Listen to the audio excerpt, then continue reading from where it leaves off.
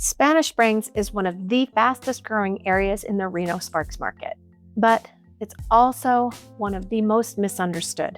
And I see people get this wrong all the time.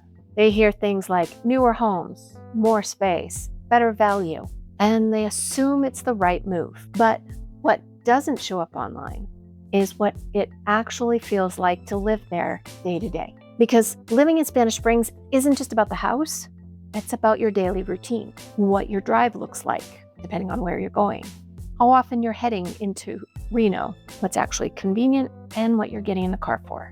That's the part people don't fully think through.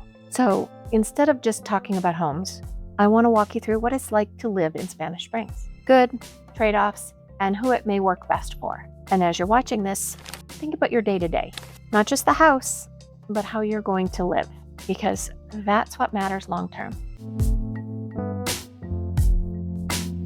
Spanish Springs is part of Sparks, Nevada. It sits on the north side and feels a little more spread out. This is where a lot of the growth has been pushed over the years. You're going to see newer communities, larger homes in many cases, more space between properties, and often a quieter, more residential feel. A lot of the newer construction of Sparks, Nevada has been pushed out here. So when a buyer is looking for a newer home, this is likely where they're going to be pushed to. A lot of the new construction in Sparks, Nevada is here. So when buyers are looking for something newer, this is one of the first places they end up. Layout's a little bit different. You're not in the middle of everything. You're a little removed from it. And that's either going to feel like a benefit or will start to wear on you over time.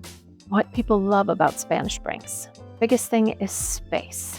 Compared to many parts of Reno and even Central Sparks, you're typically getting more square footage and larger lots, and homes that feel newer and more open. For a lot of the buyers, that's a big upgrade, especially if you're coming from more crowded areas, or if you just want a little more breathing room between homes. It also feels quieter, less congestion in your neighborhood, less traffic right outside your door, more of a suburban feel. So if you don't want to feel like you're in the middle of everything, this could be a really good fit. And this area tends to work well if you have a flexible schedule and you're not tied to a typical peak hour commute. Where people get caught off guard, the drive. Spanish Springs doesn't look all that far on a map, but your experience depends on how often you're leaving the area and when. Most people are coming in and out of the area using Pyramid Highway, Sparks Boulevard, or Vista Boulevard. And during peak times, that's when you feel it. Morning, afternoon rush hour, heading towards Sparks, Reno, USA Parkway, going in and coming back out. Outside of those times, it's usually much easier. And that's where people get caught off guard. They come out, drive around midday, and think everything feels easy. But your routine might not actually be that easy. If you're on a typical 9-to-5 work schedule, you're going to feel that commute time. If your schedule is flexible, this may not impact you at all. Convenience and daily access. You do have essentials out here. Groceries, schools, parks, and everyday services are here. But compared to Reno and Central Sparks, you do have fewer options. You're not surrounded by the same level of restaurants or entertainment, so your lifestyle becomes a little more planned. If you want more options, you're usually heading to another area of Sparks or Reno. For some people, that is completely fine. For others, it ends up being more driving than they expected. Spanish Springs is still growing. Major development is planned. Infrastructure, shopping, warehouses, apartments, new construction homes. We have a lot of options. So depending on where you are, you will see a lot of ongoing construction, new communities being built, and infrastructure continuing to expand. That is part of living in a growing area.